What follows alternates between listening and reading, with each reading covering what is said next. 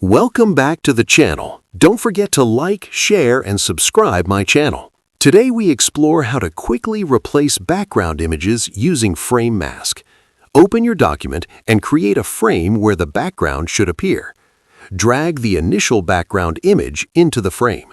Double-click inside the frame to adjust the composition and make sure it fills the canvas properly.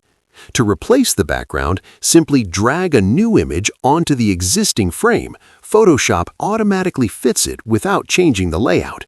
You can adjust scale, position, or even apply subtle blur to create depth behind foreground subjects. Keep any subject layers separate to avoid accidental changes. Frame Mask makes swapping backgrounds fast